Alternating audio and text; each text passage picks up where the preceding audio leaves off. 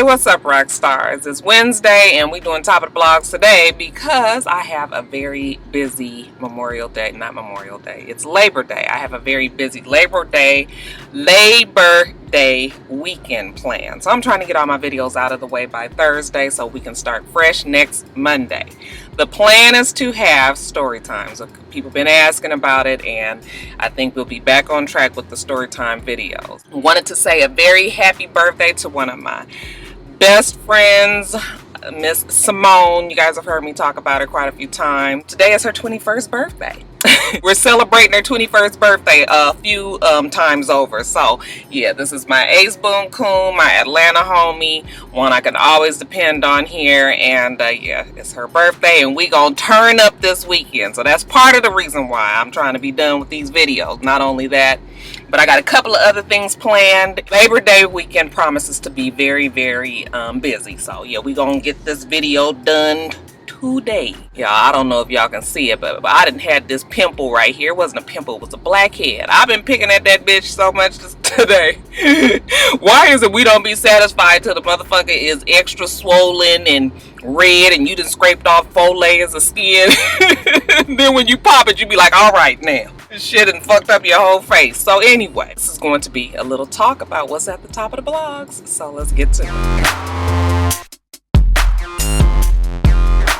Alright, you guys, first on my list of things to talk about is the disaster of Miss Karrueche Tran when she was on BET's 106th&Park, and they had her on a segment where she had to read some jokes, and she talked about little baby Blue Ivy. And basically what happened was she was reading a teleprompter, and the joke was something like, yeah, little baby Blue Ivy woke up like this because her parents didn't comb her hair.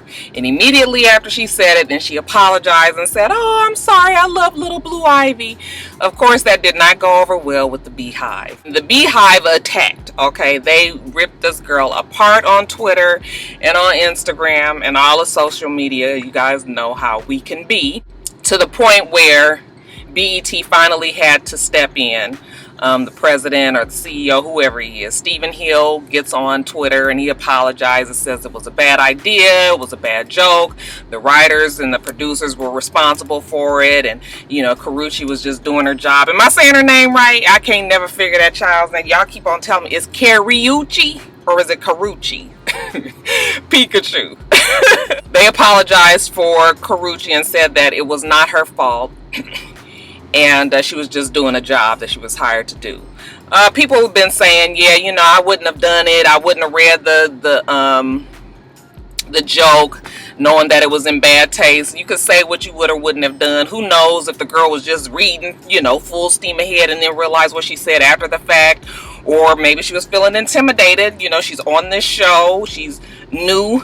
You know, she's not a regular host. It's not nothing that she does regularly. And maybe she was afraid to go against the grain. So, you know, I'm not going to be too hard on the girl. Yeah, in retrospect, yeah, she probably realizes now that she shouldn't have said it. But, you know, fuck, that was that. Now, because of the fallout of all of that, I mean, people were on her and, you know, doing death threats and, you know, just really dragging her through the mud. I done woke up this morning, y'all motherfuckers is trying to get the bitch deported. Now, I don't know where she's from.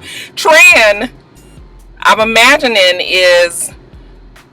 that's like a Vietnamese last name, right? Y'all, if you Asian out there and I'm getting it wrong, please don't, you know. I'm just going by what I'm thinking. Tran, I thought, was like a Vietnamese. So I don't know. Is she from Vietnam, y'all? Yeah, they trying to get the bitch deported. I was like, is she even from somewhere else? Is she not from the United States?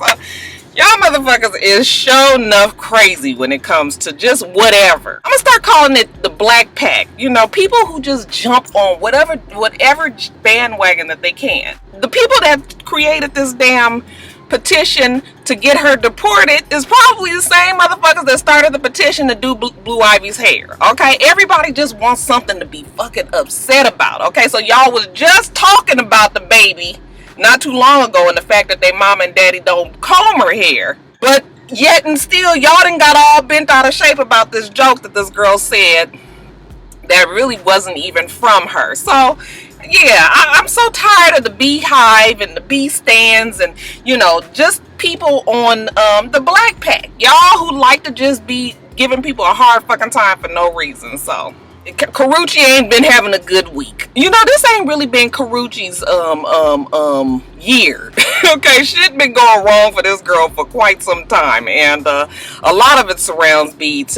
Now, BET fucked up. Yes, I agree. And in the fallout of all of this, it looks like they have put 106th&Park on some sort of hiatus or suspension for a week. And it will not be on the air. I don't know if that is because of what happened with Karrueche and, you know, them talking about the baby, if Beyonce and Jay-Z pulled some strings, or if it's just BT themselves making the decision on their own. I don't know what the hell it might be. But what I do know is that, you know, they've been talking about canceling 106th&Park for some time right now. They only have one host, which is Bow Wow. They've been testing other people. The girl, whatever the girl's name was, she done left the show.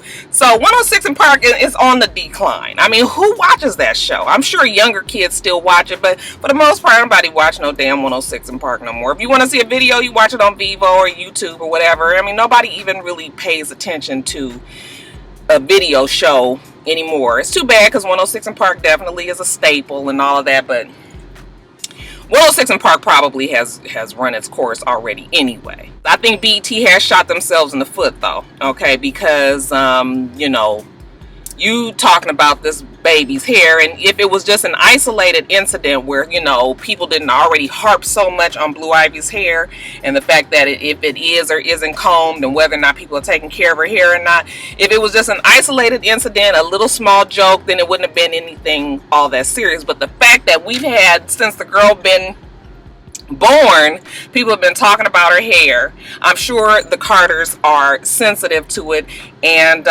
you know, shit happens when you just harping on this. I mean, we talking about a baby here, so it's just ridiculous, and it's too bad. I feel kind of sorry for Karrueche. I think BET are idiots. I don't know if Jay-Z and Beyonce will be, you know, performing with the, you know, that channel anytime soon. Okay, I think that, you know, yeah, that was definitely not a good look for BET. What y'all think? Do you think they're being oversensitive? You think that everybody is reacting too much, or do you think that it was all well deserved and that's what the hell 106th&Park gets? And since we talking about these music networks, let's talk about MTV and the VMAs and the rumors from the VMAs that came out, you know, afterwards. First of all, there is a picture that's circulating of Kylie Jenner. What's the other child name? Kylie, Kendall Jenner, and Kim Kardashian. It's a picture circulating of them, all three of them, looking down at their phone, and it either looks like they're texting or checking whatever they're doing on their phone. And supposedly this was during the time that Common was doing the moment of silence from Mike Brown. It has come out that that was not during the time that Mike Brown's moment of silence was going on. That picture was taken backstage soon after Kim had did whatever her announcement for Sam Smith. Okay, so everybody then got all bent out of shape because supposedly the Kardashian Jenner girls was checking their phones and being insensitive to the whole Mike Brown incident, and that it wasn't even what it was. Okay, so what I need people to do is fucking get some goddamn business and not always be coming up with shit and believe in whatever you see on the damn internet. I think that people just have it out for them girls. And I'm just going to keep on saying that you just hating. Okay, these are beautiful girls, and women just have a problem with that. And I'm just going to stand by that. I'm sure people going to have a problem with what I said, but oh, the fuck well. Another rumor that's going around, they're saying that Solange was at the MTV Awards. We did see her on the red carpet. I saw a picture of her. But they're saying something about she was banned from backstage, and she made it a point not to sit near Jay-Z and Little Baby Blue and Kelly. I don't know if she was still there by the time Beyonce performed. I don't know if maybe she was backstage when Beyonce performed, and that's why she wasn't sitting with Jay-Z and the baby. I don't know if she left early. You know, I don't even really know what it was. But I know people was real concerned with where Solange was, okay? Yeah, I don't know. Maybe she was in the bathroom. Shit. Also, the rumor that has been blown up more from the VMAs is the fact that Big Sean and Ariana Grande might be dating each other. I had heard the rumor a while back. They've been seen together and, you know, giggling and kissy around each other recently, but I think everybody, once they saw them on the VMAs and behind backstage holding hands, and supposedly she fell and he helped her up and all of that, now everybody's just like, oh, Ariana Grande and Big Sean. I was just concerned that the nigga, you know, Big Sean looked like he 40 and Ariana Grande looked like she 13, so I was just like, how old are they? Turns out he's 26 or going to be 26 and she's 21 or 22, somewhere in there. Okay, so yeah, it's not that big of a difference, but yeah, it was still like, you know, I don't know what needs to happen there, but everybody looks needs to change in that relationship. You should not look that old if you're not that old. And you should not look that young if you're not that young. Okay, so Big Sean and Ariana Grande are dating. So I guess Big Sean has replaced Naya Rivera. And you guys all know that Naya has gotten married. Got married on the day that she and Big Sean was supposed to get married. And now the whole big thing is everybody is saying the girl is crazy. I was concerned that bitch was going to come around the corner when they was walking down that damn aisle at the backstage and they was holding hands having a good time. I was like, you better watch out for Naya, okay? Because if I know a bitch like I know a bitch, we ain't going to let you just get away that easily, okay? Shit. So that is also one of the VMA rumors that Big Sean, what is it? It ain't Sean John, y'all. No, not Puffy. Big Sean and Ariana Grande are an item. Do you believe it? And since we're speaking about the VMAs, let's talk about the pre-party that Chris Brown had for the VMAs. It was at Oak One, I believe, out there in West Hollywood, California. And it was a happening and swinging party, evidently. Everybody, the black who's who of music entertainment was there. And somewhere along the night, somebody pulled out a fucking gun and got to shooting, okay? And while they were shooting, they hit 3 people. One of the persons that was hit was Suge Knight. You guys all know Suge Knight is the founder of Death Row Records. We ain't got to go through Suge Knight's whole background. I'm sure y'all all got the story, right? Okay. So, Suge Knight evidently left on his own and then took himself to the hospital. And they said that he was in surgery. He got shot. He lost a lot of blood. He was shot in the stomach or something like that.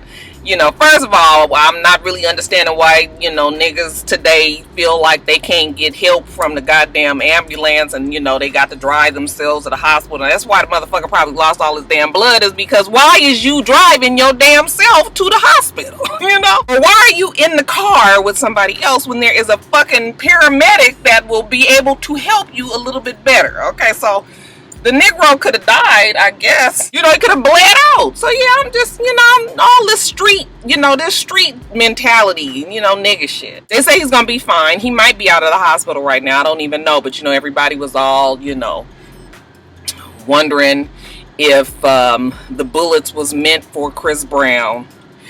And, you know, because supposedly Chris Brown was with the Bloods at one time. And you know, before he got in trouble.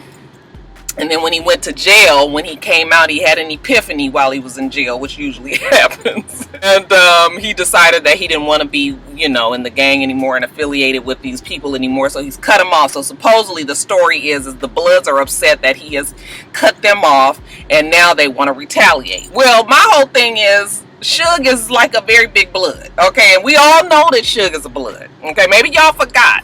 So it's just like, I'm imagining that Chris Brown still has some sort of contact with these Bloods, and I'm just not really sure if I believe the story that the bullets was for Chris Brown because he was, you know, trying to disassociate himself with the Bloods, okay? I really honestly feel like maybe those bullets was for Suge, because this is like the 3rd or 4th time that Suge Knight has been shot. I just have a feeling that there are some people out there that would like to see him dead. I'm sure he knows that as well. That's why usually he doesn't cooperate with the police. I would believe that you know, Suge Knight is still very much involved in the culture and the Blood gang and all of that. So yeah, I'm just kind of having a feeling that maybe the bullets might have been for Suge Knight. They might be trying to get him. Fuck, fuck, if you've been shot this many times on accident, it ain't an accident no fucking more, okay? And I'm feeling like, gosh, are they gonna keep on trying till they succeed? It's too bad. Like, I don't know. I don't really feel like they were for Chris Brown, because how hard is it to shoot somebody when you in the club with them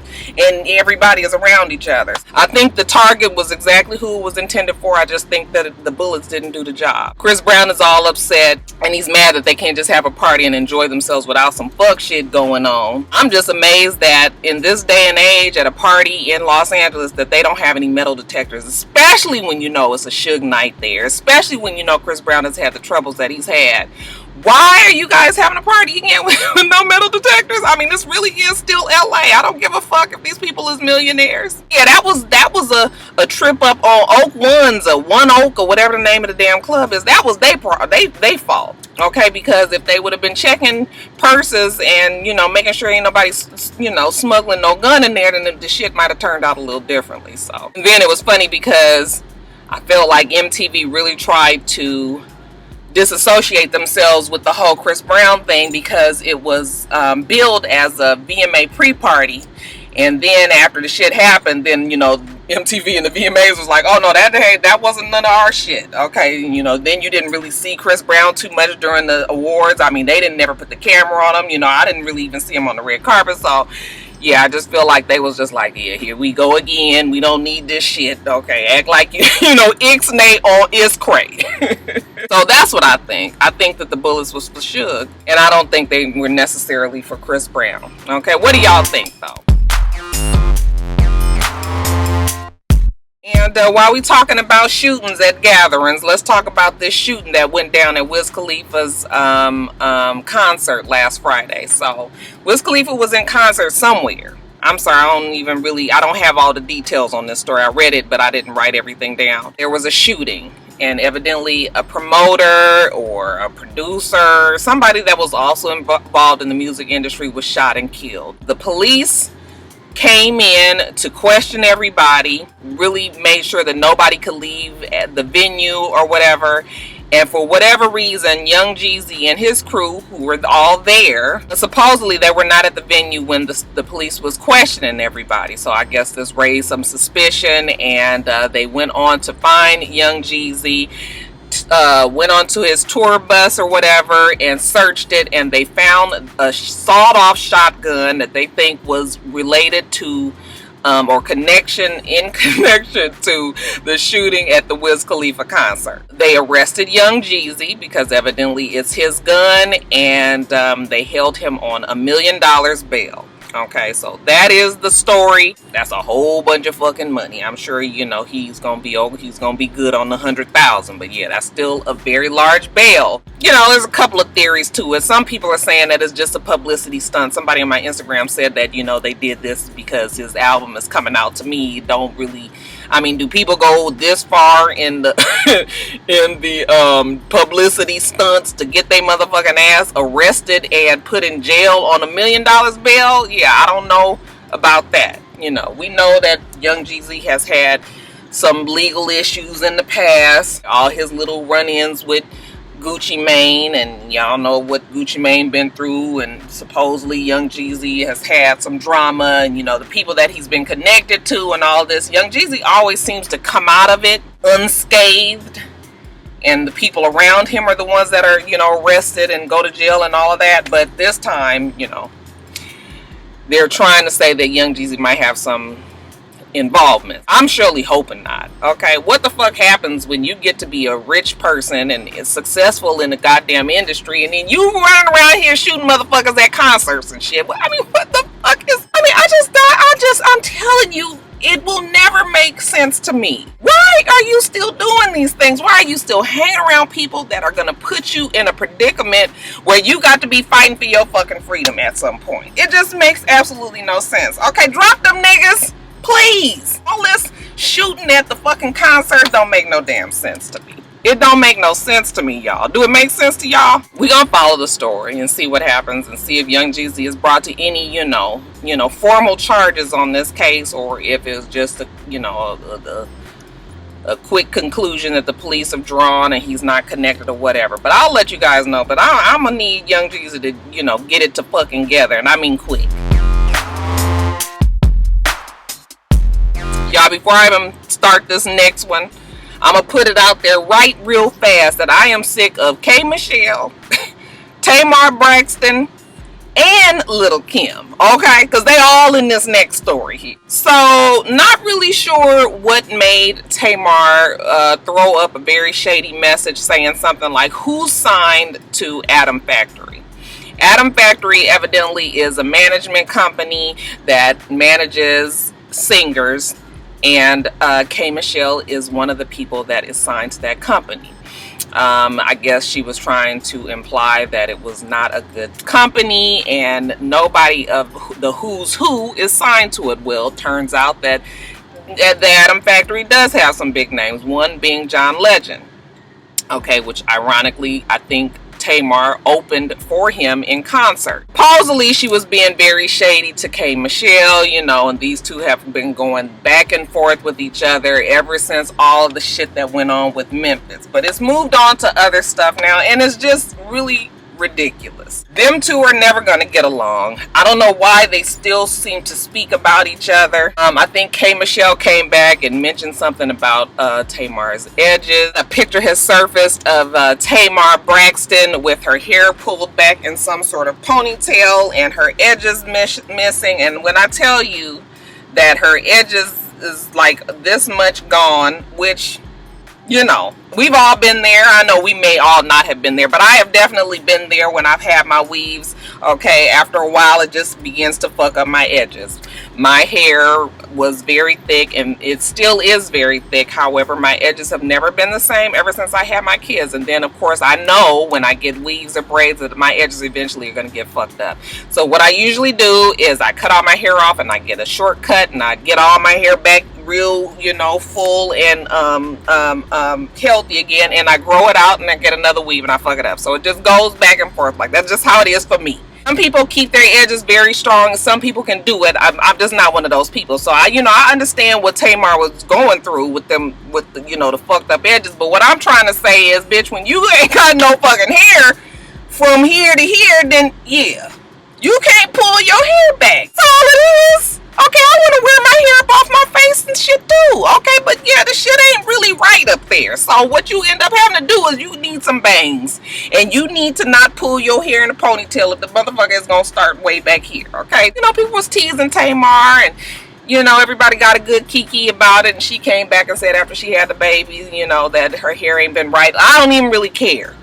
But, you know, people are coming for Tamar because Tamar is going for K. Michelle and, you know, all of that. So, you know, that's kind of as the shade turns between K. Michelle and Tamar. Well, talking about K. Michelle and Lil Kim, so evidently on the VMAs after Nicki Minaj performed, K. Michelle tweeted that Nicki was the queen of rap and what a good job she did. Then the damn Little Kim fans, what do they call the Little Kim girls? What do they call them? I don't even remember what they call. Anyway, they all started to attack K. Michelle. What's going on with this lighting? They were all getting all over K. Michelle including Lil Kim, for calling Nicki Minaj the queen of rap when supposedly Little Kim is the queen of rap. And you know what? Little Kim was the queen of rap at one time. But Little Kim ain't did shit, and we ain't got no new music, nothing that they playing on the radio, nothing that anybody has really even heard, nothing of any quality other than her dropping something on a mixtape every now and then with somebody else or whatever, or her own mixtape. But, you know, nothing that I feel like, girl, you is not no queen of rap no more. Okay, you retired. Just like, you know, all the other ones have gone on. Okay? K. Michelle got fed up with the shit and was like, you know what, fuck Lil Kim fans and stans, because I am fine with Lil Kim. You know, I'm gonna go see the baby soon and everything, but I don't give a fuck what y'all think. Okay, I said it and that's what I meant, because you guys know K. Michelle don't back off of what the fuck she say. So then of course Lil Kim was like, oh no, you can't talk to my fans like that, okay, because, you know, it's not cool and this and that and the other. So I guess Lil Kim thought that she was putting K. Michelle in her place, to the point where K. Michelle got sick of all of it, was like, you know what, you too old to be on Twitter talking to Lil Kim. You too old to be on Twitter talking to me, okay? You know how to get in touch with me, and I'm gonna respect my elders and not say anything else. The shit was funny.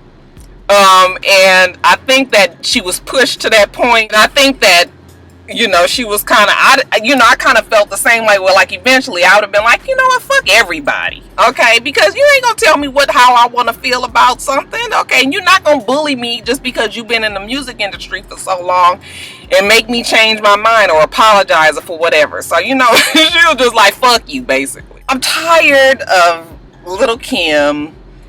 I wish she would either be a mom or come on out with some music, or, you know, take the next step into her career and expand her brand some kind of way, like all the other female rappers have done. I want K. Michelle to just concentrate on singing, okay? And I want Tamar to just concentrate on singing.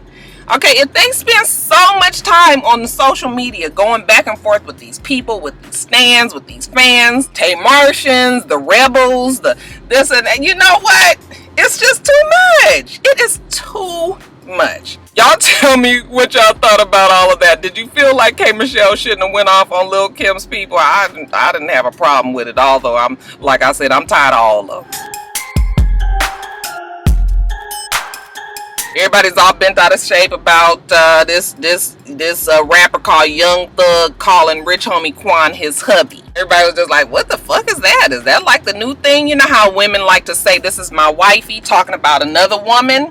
Okay, to me, you know, I know that everybody likes to blur the lines of homosexuality and heterosexuality, you know, and it's all fun and games, and women like to do this, you know, and they say they have their crushes and all that. Look, I'm just not one of those women. I'm not gonna never say that I'm, you know, that this woman is my wifey. You know, I don't play them, you know, almost gay games when I go out with my girls. You know, I ain't kissing on them and dancing on them all nasty. Yeah, that is just not who I am. But I know that women do it all the time. So when women say, this is my wifey, or, you know, all of this, it's all fun and games, and we all kiki and think it's cute. And then when the guys do it, now all of a sudden everybody's concerned. I'm thinking like, why y'all so concerned now? Okay, motherfuckers been saying it for the longest. Stop saying the shit. So now it's gone over to the men. Now the men are calling their homeboys they hubbies. Okay, shit sound gay to me.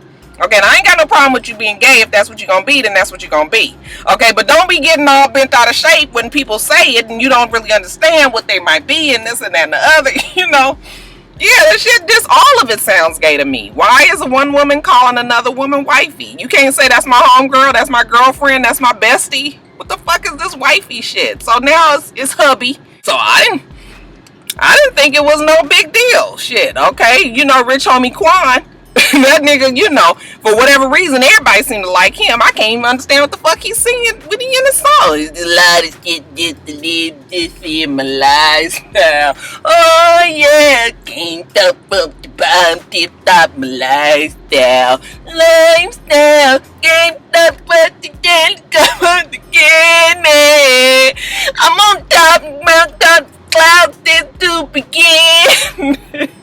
The song is so stupid. It is just like, what the fuck is he saying? Is this what the new rap sound is, or just motherfuckers singing and we don't understand it? I don't get Rich Homie Quan at all anyway. And the nigga look like a frog to me. He just strange looking to me. So I'm, you know, maybe he put it down in the bedroom. I don't get it, but you know what? I thought the hubby thing was just the next stage. I mean, we've been saying wifey all this time. Why not? Why wouldn't it be going on to hubby? Joe Budden supposedly is turning himself in for beating up his girlfriend. Remember I told you guys last week that he beat the girl up, choked her out. I think he slammed her head into the dashboard and drove her home, and then continued to beat her ass at the house. There was a warrant put out for his arrest when supposedly her phone came up missing. She said that he stole her cell phone, and that is considered stealing. It's robbery. Your cell phones, you guys know, if you don't get it on the special $199, the motherfuckers can cost up to $1,000. They're saying that he robbed her, stole her phone from her, so they put a warrant out for his arrest. So he had to turn himself in. And yeah, the story got big enough to where I guess the news van was sitting out in front of his house, and he just really, you know, he just really couldn't believe it. Now he was stupid because he didn't seem to think any of this was a big deal. You know, niggas so used to beating asses and everything. Okay, he get up on Twitter the other day and he's talking about real women don't call the police, and you know, it's just me and you and we work it out. You know, his whole mentality is, we in this relationship, whatever goes down is what goes down. We just keep it between us. And you know, that is just the most stupid and retarded and asinine ways of thinking. Not only that, but you know, women of domestic abuse a lot of times have that same way of thinking, because a lot of people that was tweeting them back was just like, I would never to call the police on you, and you know, yeah, you right, and you know, it's between us, and you know, I'm ride or die and all that shit. Fuck that. If you done busted me in my eye, my damn lip busted, nigga choked out, bruises every fucking where, nigga can't find her shoes, you done stole her goddamn phone, tore up her damn bag, fell down on the ground, you got dragged down the street, your motherfucking knees been all fucked up from your jeans toe up, and then you think that I'm just supposed to sit there and take? No. Joe Budden is, hopefully, if he is guilty for what he's done and that girl sticks with it and presses the charges, hopefully he's gonna, you know, because he's obviously gotten away with it this long, and his girlfriend, his ex-girlfriend, Esther Baker, is it Esther Baxter, I think that was her name.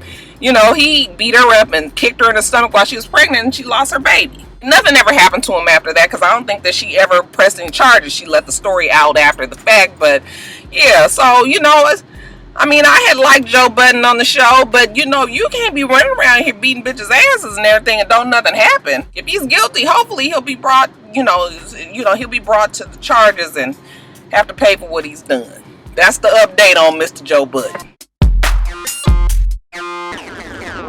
I want to give out a congratulations to Mr. Mike Epps for he was chosen as the let me get my words together. He was chosen to play Richard Pryor in his biopic. I usually say biopic, and y'all told me I'm saying the shit wrong. So it's biopic, and if the movie is done right, and if the script is done right, this could be a big thing for Mike Epps, okay? And it might even be some Oscar, you know, things happening. But the shit has to be done right. I'm going to give you an example.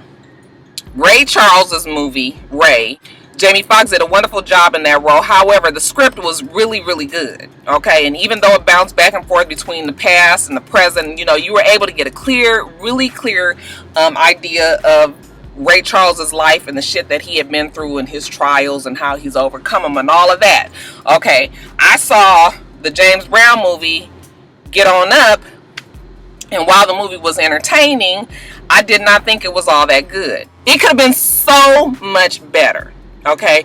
It just touched on little things that we knew of James Brown's problems, like him beating his wives, his drug use, his alcohol use, but never went into depth with anything. Not only that, but I feel like they didn't want to really let you know about the problems that James Brown had, when we all knew the shit that went on with James Brown more than we knew about what happened with Ray Charles. So it was like I was expecting to see, you know, really get a good little account of James Brown's life, and it didn't happen that way. It just was really about him singing and, you know, how hard he was on his band. You know, he's the hardest working man in showbiz and all of that. And I appreciate that. And like I said, it was entertaining, but it was nowhere near as good as Ray Charles. The guy that did play James Brown did a good job, but the script was not good. Actually, the script wasn't bad. It just wasn't anything, and it's too bad, because James Brown is also at a caliber like a Ray Charles, where, you know, his movie should have had some Oscar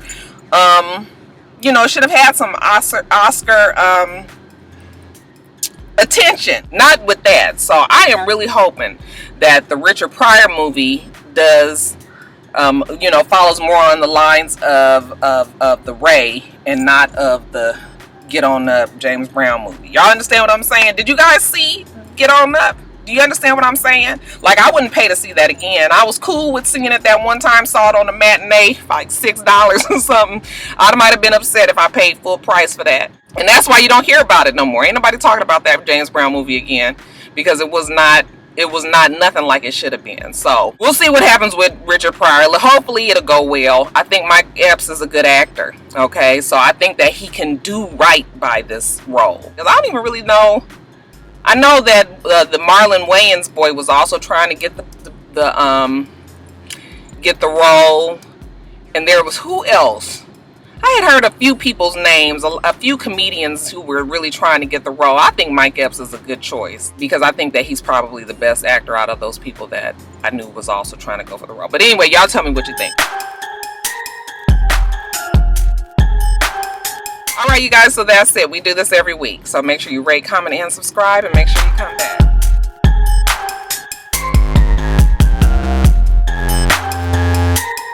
Until next time, Roxstars. Bye.